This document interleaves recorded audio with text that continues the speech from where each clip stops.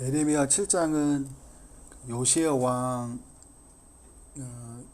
종교 개혁 이후에 그 요야김 왕이 이제 다음에 즉위를 하게 되는데, 그때를 이제 배경으로 하고 있다라고 말을 해요.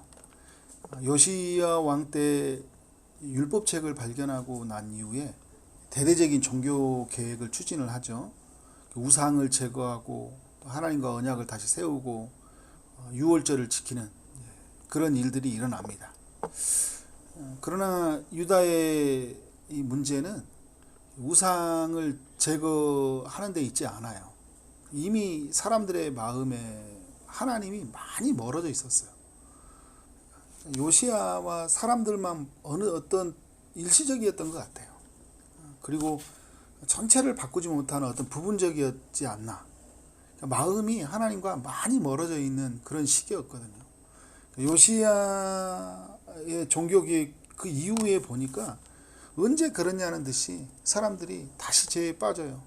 우상숭배하고 불의한 일, 거짓, 탐욕, 예배는 너무 형식적이 돼버리고 삶이 어떻게 많이 무너져 있는 모습들을 볼 수 있어요.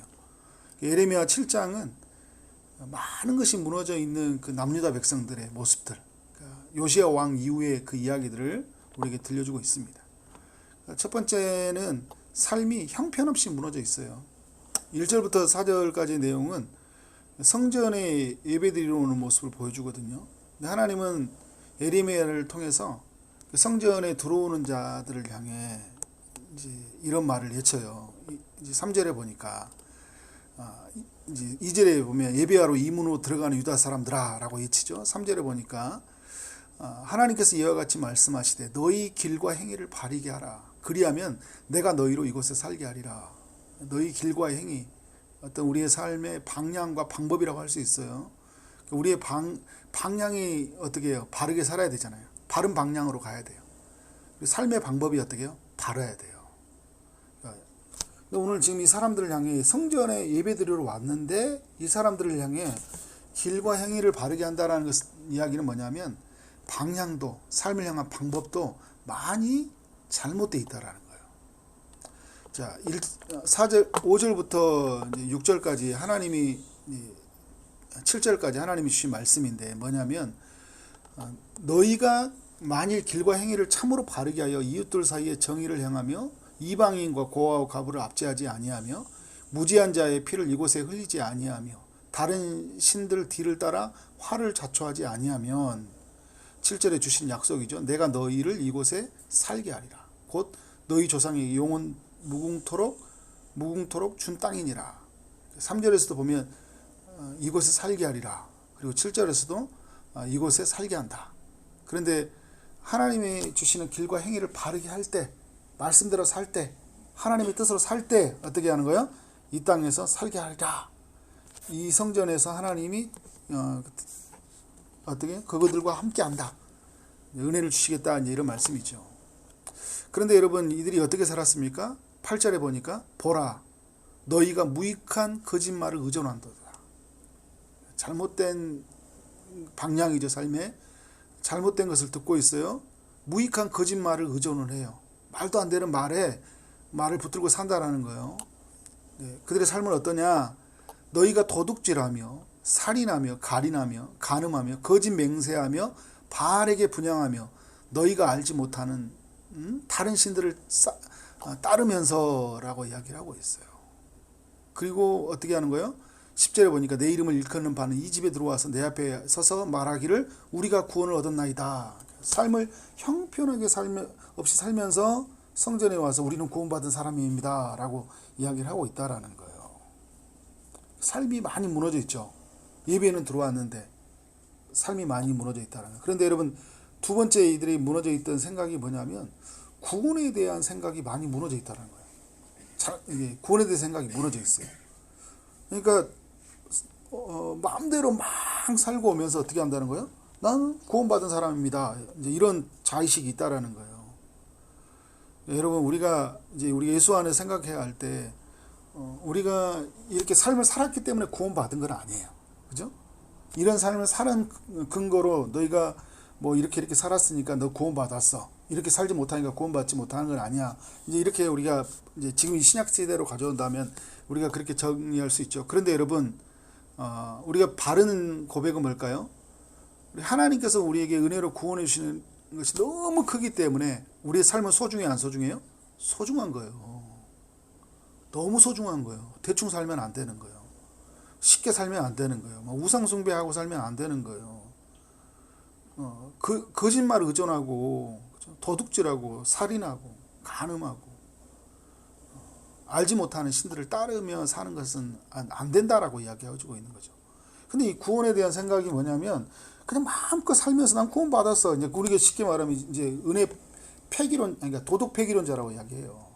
무율법주의자들 그냥 마음대로 살아요. 마음대로. 구원에 대한 생각들 또 삶이 이렇게 내 삶에 하나님 안에서 내가 살아가는 이 삶들 이런 모든 것들이 구원 이후의 이 삶, 이 모든 것이 많이 무너져 있다는 거예요. 잘못된 구원관, 잘못된 어떤 인생관이라고 할 수 있죠. 이들에게는 성전에 대한 생각이 많이 무너져 있다. 10절의 말씀과 11절의 말씀들 쭉 보면 알 수 있죠. 이 집에 들어와서 성전에 들어와서 내 앞에 서서 하나님 앞에 서서 말하기를 우리가 구원을 얻었나이다. 하나님 앞에 나왔을 때 어떤 고백이 해야 될까요? 우리가 범죄한나이다. 이 고백이 나와야 되는데, 그죠? 우리가 구원받았나이다. 뭐가 이렇게 하나님 앞에 당당한지 모르겠어요, 그죠? 우리가 예수 이름을 힘입어서 당당하게 나가야 되죠, 그죠? 그런데 여러분 마음껏 막 죄를 지으면서 주님 주님이 하나님 구원받은 백성입니다. 하나님의 자녀입니다. 네. 그런데 여러분 이런 고백보다는 어떤 고백이 될까요? 하나님이 주신 은혜로 내가 하나님의 자녀가 되었는데 내가 형편없이 삶을 살았습니다. 하나님 이 죄인을 긍휼히 여기소서. 이런 고백으로 나가야 되잖아요. 근데 이런 고백은 없어요. 교회에 왔는데 뭐가 없냐면 회개가 없는 거예요. 감사와 회개가 균형을 이루어야 되겠죠. 하나님께서 행하신 일들이 너무 감사하니까 주님 감사합니다라는 고백이 나와야 돼요. 그런데 여러분 우리의 죄가 너무 주홍처럼 붉고, 그죠? 우리의 삶이 너무 죄로 물들어져 있으니까 주 앞에 엎드려져서 주여 이 죄인을 긍휼히 여겨 주옵소서라는 고백이 나와야 되잖아요. 근데 11절에 보니까 이런 이야기를 해요. 내 이름을 일컬음을 받는 바 이 집이 너희 눈에는 도둑의 소굴로 보이느냐. 보라, 나 곧 내가 그것을 보았노라. 여호와의 말씀이니라. 그러니까 도둑의 소굴처럼 여기는 이들의 삶을 보았다라는 거예요.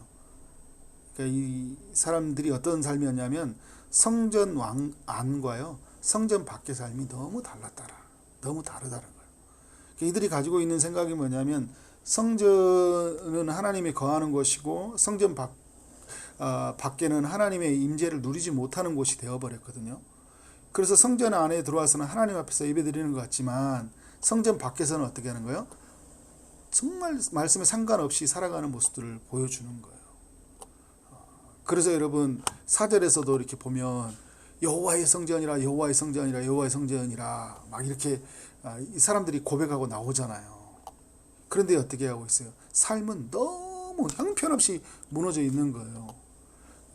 강도의 소굴로 만들었다는 게 뭐냐면 이 성전이 그런 것처럼 여러분 강도들도 보면 범죄자들이요 어떤 범죄를 계획한 곳이 있고요 또 범죄한 이후에 숨는 아지트가 있거든요. 근데 이 사람들이 어떻게 살아가냐면 성전이 그런 기능인 거예요. 그냥 어떻게 해요? 와가지고 범죄를 계획하는 장소인 것 같아요. 와가지고 예배 드리면서도 계속 몸은 와 있어. 근데 마음은 범죄하고 있어요. 계속 어떻게 하면 돈을 많이 벌까? 왜 저 사람은 저렇게 살까? 막 하면서 온갖 비난과 정죄와 판단과 시기와 그죠? 이런 것들이 가득하고 그리고 어떻게 해요? 숨는 것이에요. 범죄한 후에 이 아지트와 같이 그러니까 이런 생각이 있는 거예요. 여기 오면 안전하다. 여기 오면 이게 이스라엘이 가지고 있는 생각 중에 하나가 뭐냐면 나중에 이제 바벨론한테도 안 무너질 거라는 생각을 가지고 있거든요.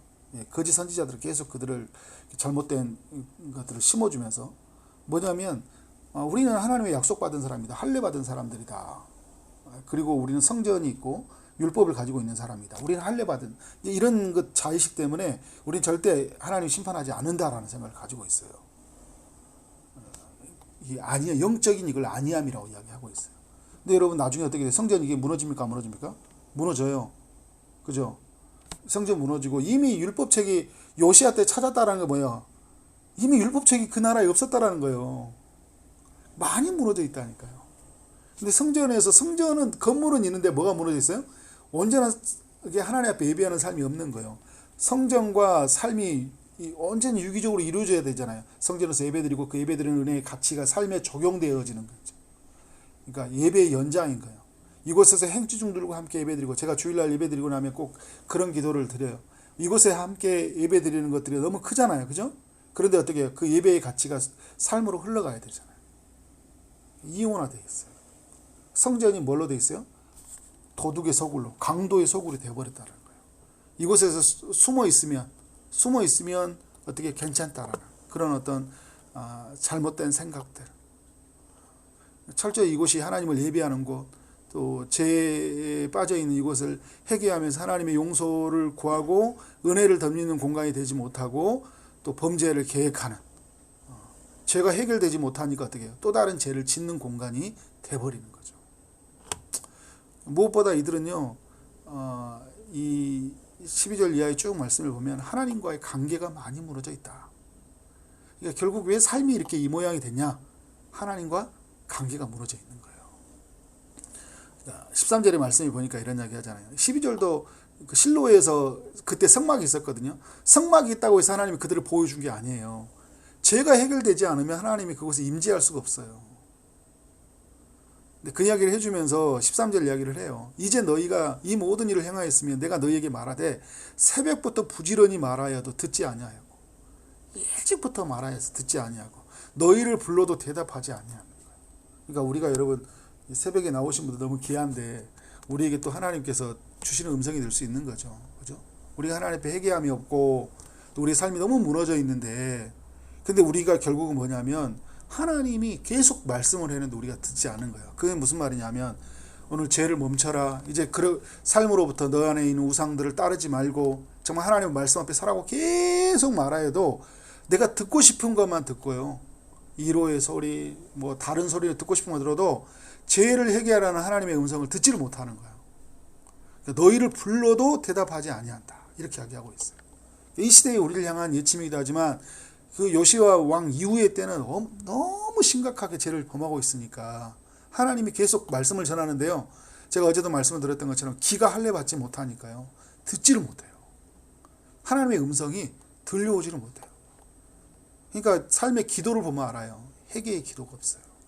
피 흘리는 회개. 죄와 싸우는 삶이 없고요. 죄를 이기기 위해서요. 정말 하나님 앞에 엎드려서 눈물로 그 죄를 막 몸부림치듯이 떨어뜨리고자 하는 그 간절한 애침이 없는 거예요.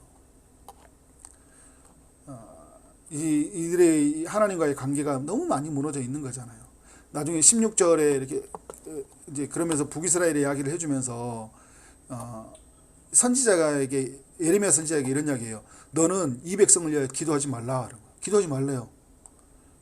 너희가 부드러워지셔도 어떻게 해요? 구하지 말라, 간구하지 말라. 내가 내게서 듣지 않냐. 네가 기도해도 듣지 않을 거야. 왜요? 이들이 지금 너무 죄를 많이 저지른 거예요. 17절에 보니까요. 유다 성읍과 예루살렘 거리에서 행하는 이들을 보지 못하느냐. 지금 삶이 엉망으로 무너져 있다는 거예요. 그러니까 지금 어떻게 사냐. 자식들, 온 가족들이요. 이렇게 살아요. 자식들은 나무를 주어. 왜 나무를 주냐. 아버지는 나무를 준 걸 아버지를 불을 피우는데 왜 피우냐. 부녀들은 가루를 반죽해서 뭐 이제 가자를 만들어서 해요. 왜 가자를 만드냐? 불을 피우고 나무를 왜 만드냐? 보니까 뭐였어요? 그들이 또 다른 신들에게 전제를 부음으로 나의 노를 일으키느니라. 우상 숭배하려고. 삶은 그러니까 뭐예요? 왜 우상 숭배예요? 잘 먹고 잘 살려고. 하나님 없이 잘 먹고 잘 살려고. 그죠? 그러니까 정말 모든 삶을 갈아가고 있는데 이런 이들을 위해서 기도하지 말라 이야기하고 있어요. 그러니까 지금 이스라엘과 하나님과 관계가 많이 멀어져 있는 거예요. 하나님과 관계가. 그런데 여러분 이 백성들은 뭐냐면 먹고 사는데, 그리고 삶을 이기는데 혈안이 돼 있어요. 거기에 많이 무너져 있다. 근데 여러분 오늘 21절에 보면 여호와께서 이와 같이 말씀하시되 너희 희생제물과 번제물의 고기를 아울러 먹으라. 이러면서 예배에 관한 이야기를 해주거든요. 그래서 다섯 번째는 뭐냐면 예배가 많이 무너져 있습니다. 오늘 22절에 23절부터 쭉 이야기하는 내용 중에 많이 나오는 단어가요, 순종이라는 단어예요. 순종이라는 단어. 그러니까 우리가 여러분 사무엘상에서도 그 이야기 나오죠. 순종이 제사보다 낫고 듣는 것이 순양의 기름보다 낫다. 호세아서 6절에서 이런 이야기 하죠. 나는 인애를 원하고 제사를 원하지 아니하느니 번제보다 하나님을 아는 것을 원하노라. 잠언에서도 21장 3절에서 공의와 정의를 행하는 것이 제사 드리는 것보다 여호와께서 기쁘게 여기느니라. 제사 드리지 말라는 이야기가 아니거든요. 순종 없는 제사가 되어서는 안 된다 이야기하는 거예요. 그러니까 우리가 여러분 말씀을 듣는 거 너무 중요하죠. 근데 말씀을 왜 들어요? 말씀을 순종하기 위해서 하나님 말씀 내가 듣겠나이다. 그리고 내가 어떻게 해요? 내가 말씀대로 살겠습니다라는 고백으로 나아가는 거죠. 근데 오늘 보면 24절도 쭉 보면요, 순종하지 아니하였다. 그들이 순종하지 아니하였고 길을 기울이지도 아니하였다 이야기를 하고 있어요. 하나님이 주신 약속의 말씀이 있는데 계속해서 순종하지 아니하였다. 26절에 보니까 순종하지 아니하면 27절에도 순종하지 아니할 것이요. 28절에도 여호와의 목소리를 순종하지 아니하면 계속해서 어떻게 하는 거예요? 순종하지 아니하는 이스라엘의 모습들을 보여주고 있습니다. 오늘 하나님이 오늘 예레미야 7장을 통해 우리에게 뭘 말해주고 있을까요?